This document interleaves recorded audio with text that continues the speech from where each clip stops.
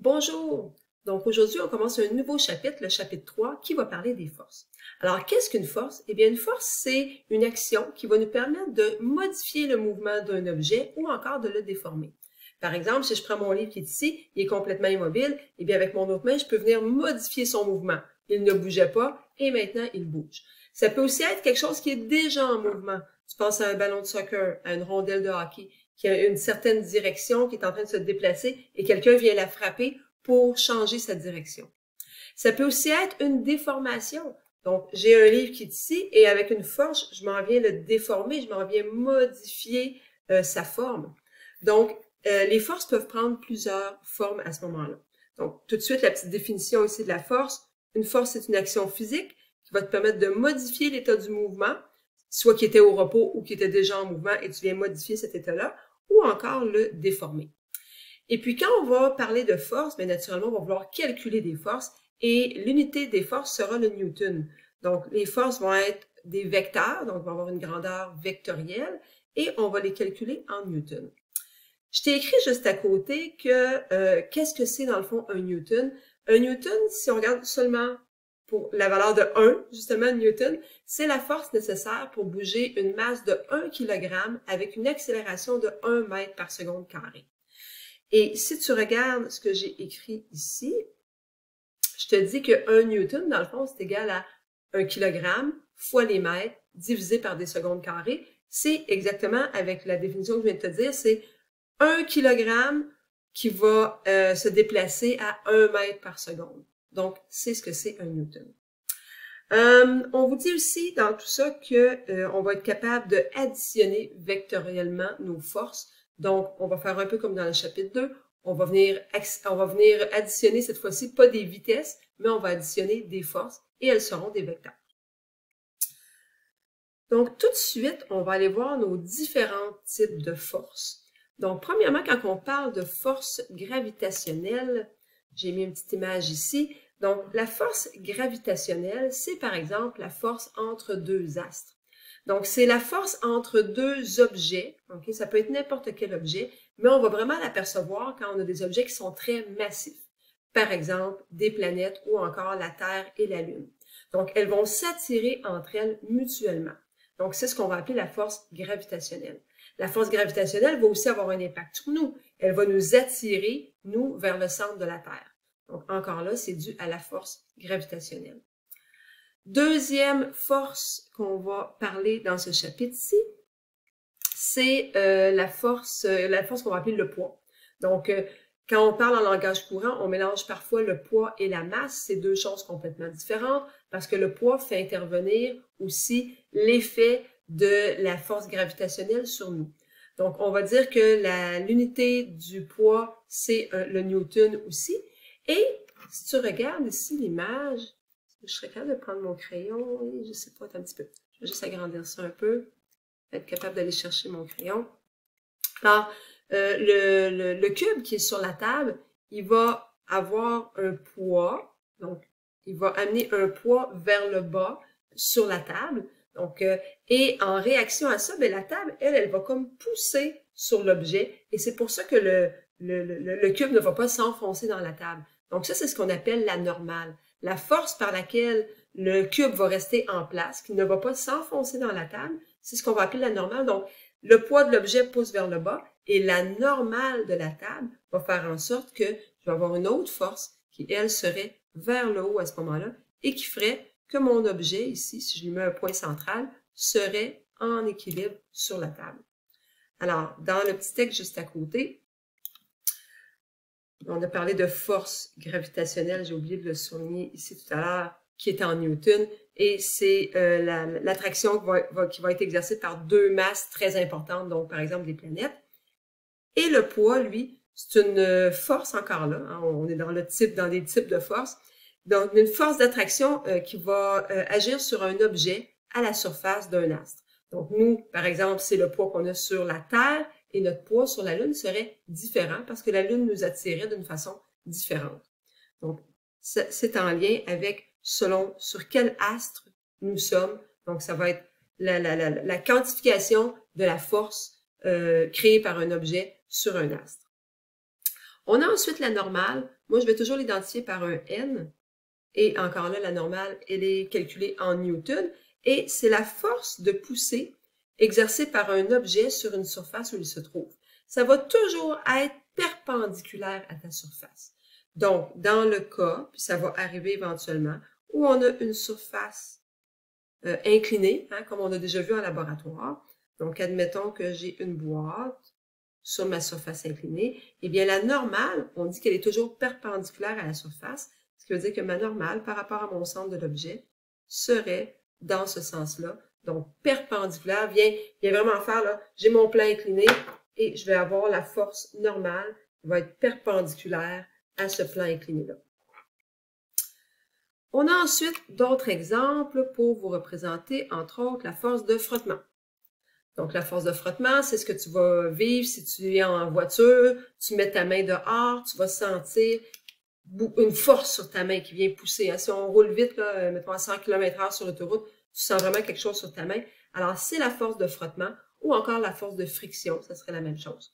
Donc, on va essayer de construire des autos qui sont le plus aérodynamiques possible pour diminuer cette force-là, parce que cette force-là, elle vient en contrer, si tu veux, le mouvement que tu veux faire avec ta voiture. Toi, tu veux avancer d'un côté et la force de friction vient te pousser de l'autre côté. Donc, ça va te prendre plus d'énergie pour être capable d'avancer. Donc, on va essayer le plus possible de rendre les forces de frottement ou les forces de friction les plus petites possibles.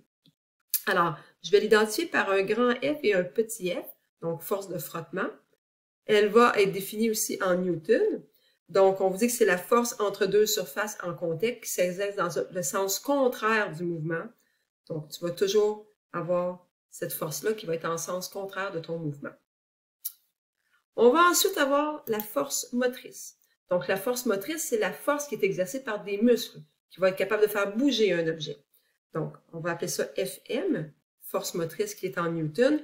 Donc, la force qui est exercée par un moteur, par des muscles, etc. Et c'est ce qui va faire que ton objet va être en mouvement. Donc, j'ai fait un petit dessin ici, un bonhomme qui tire, un bonhomme qui pousse. Donc, c'est différentes forces. On va ensuite avoir la tension. Donc, si tu regardes mon exemple ici, on a une boîte qui pèse 10 kg qui est attachée à 2 cordes. OK? Ouais, c'est ça, 2 cordes.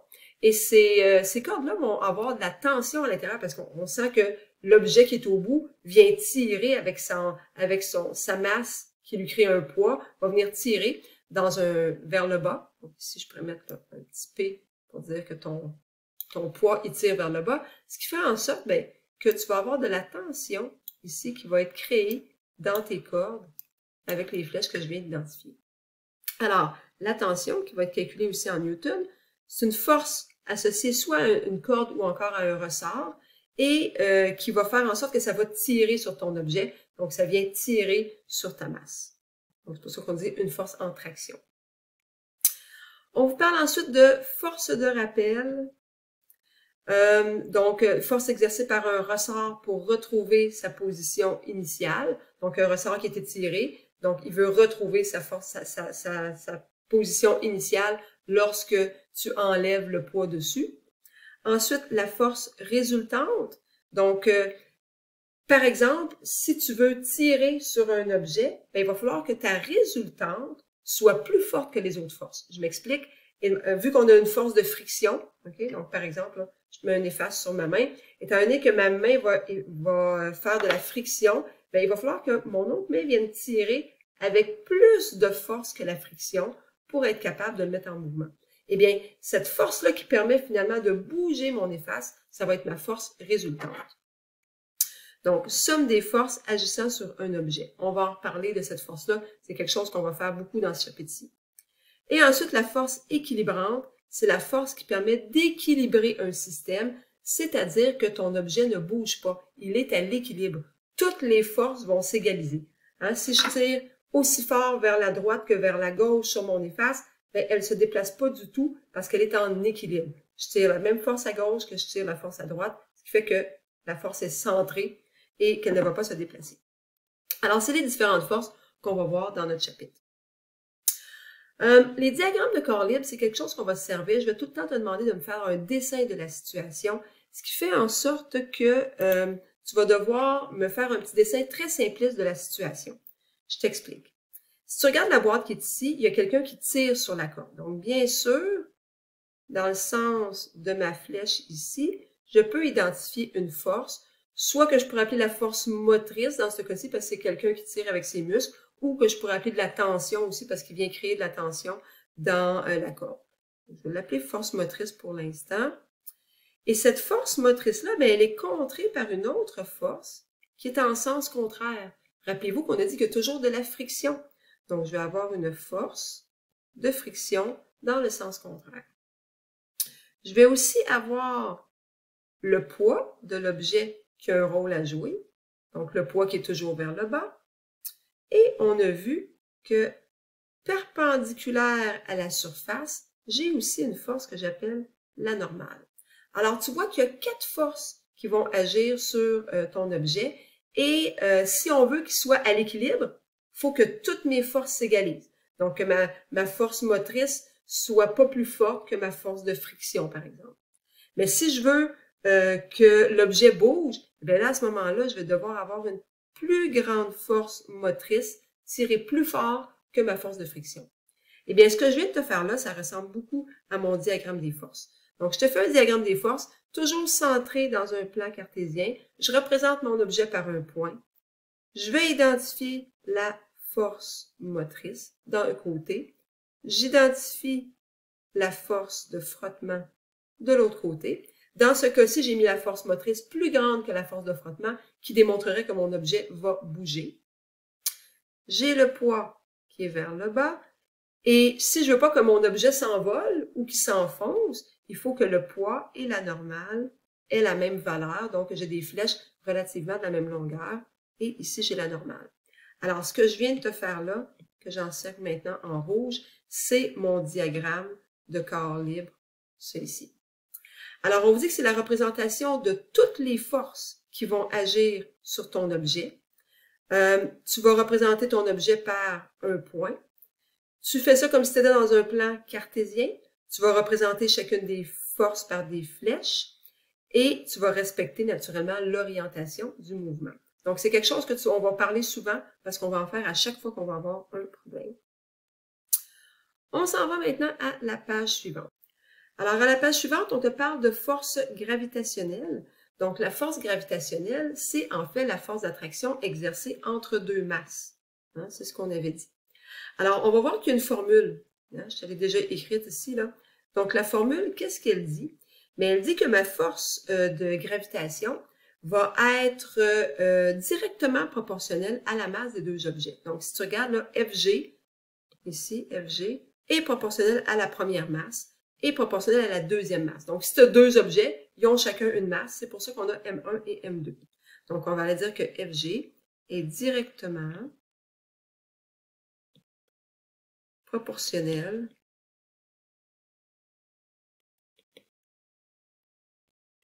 à la masse des deux objets. On peut aussi remarquer que FG est indirectement proportionnel à la distance. Qu'est-ce que ça veut dire? Bien, plus la distance est grande et plus la force va être petite. Donc, pense par exemple à quelque chose qui serait dans l'espace ou qu'on veut mettre en orbite autour de la Terre. Donc, on quitte la Terre et on s'en va vers l'espace, mais plus on est loin de la Terre et moins la force gravitationnelle va être grande. Plus on se défait de cette force-là, si on veut. Donc, on voit que FG, la force gravitationnelle, est inversement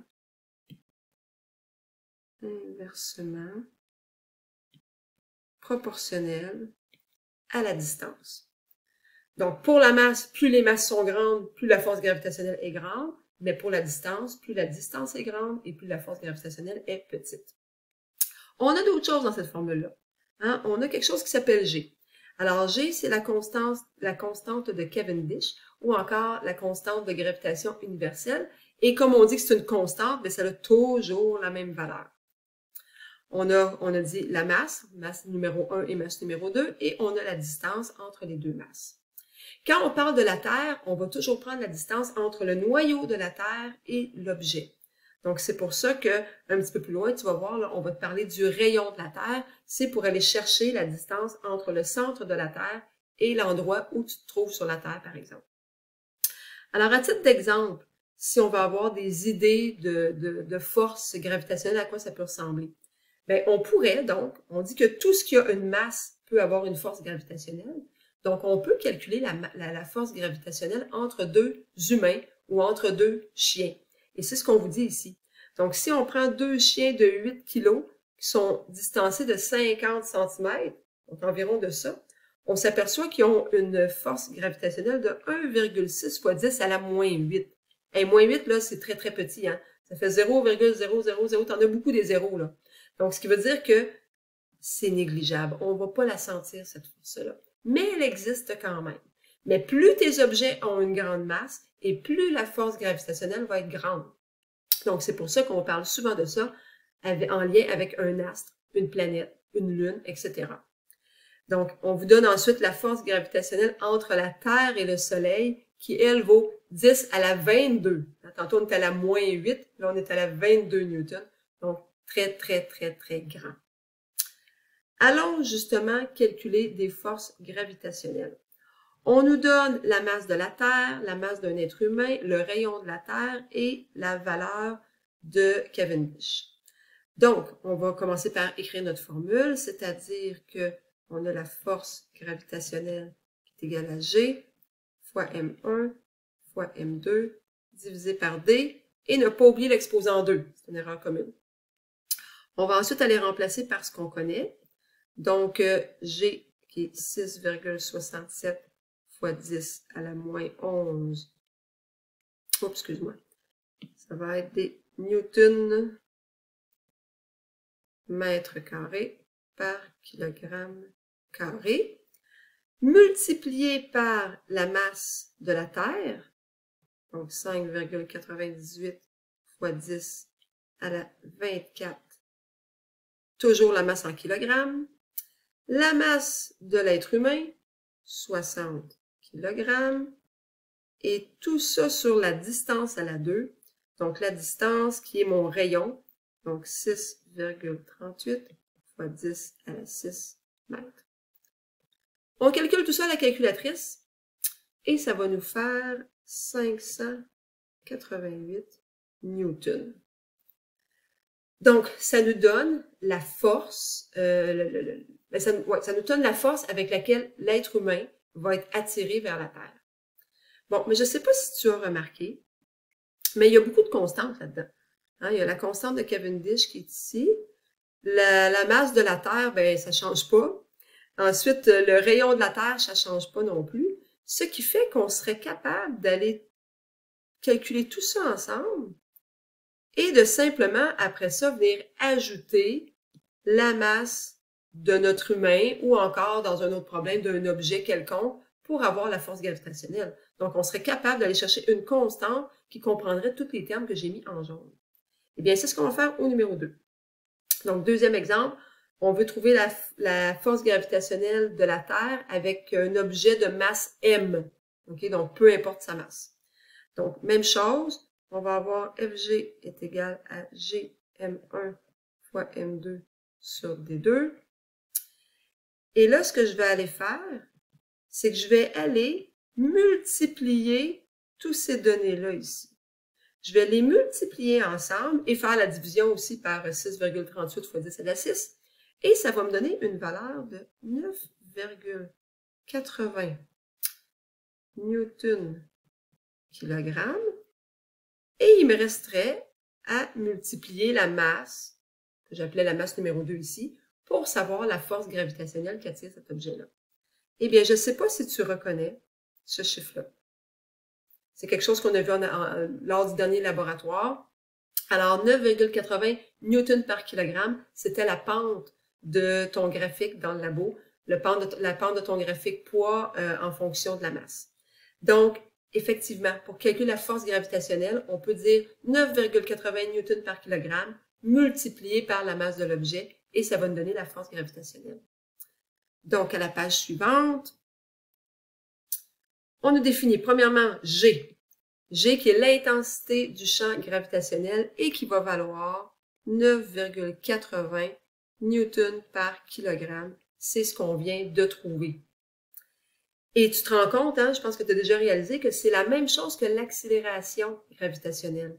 Donc, notre accélération qui était de 9,80 mètres par seconde carrée. Ce qui veut dire que dans le fond, ben, A est égal à G. Et si tu regardes les unités de tout ça, ben, les unités de l'accélération, ce sont des mètres par seconde carrée. Les unités de l'intensité du champ gravitationnel sont des newtons par kilogramme. Ben, rappelle-toi de la définition que je t'ai donnée d'un newton tout à l'heure. On est capable d'arriver à ça ici. Donc, si je m'en viens changer de côté mes kilogrammes, je vais effectivement trouver que les newtons, c'est égal à des kilogrammes fois des mètres divisé par des secondes carrées. On vient à ce qu'on a vu au tout début.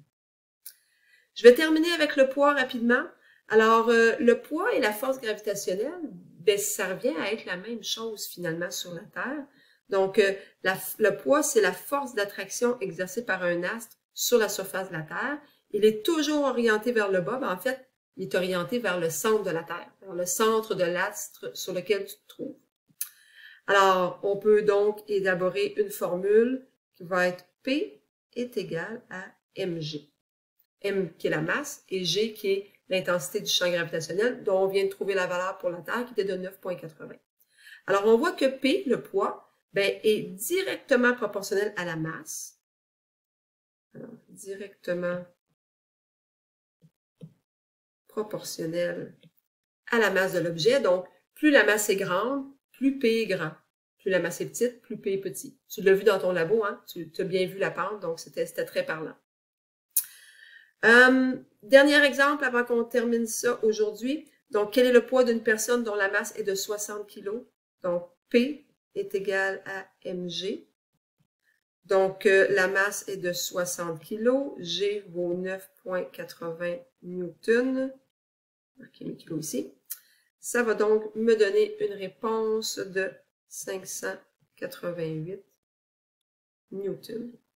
Oups, j'avais oublié d'écrire ici, excuse-moi, newtons par kilogramme. Hein. Effectivement, mes kilogrammes viennent s'annuler et ça va me donner des newtons à la fin.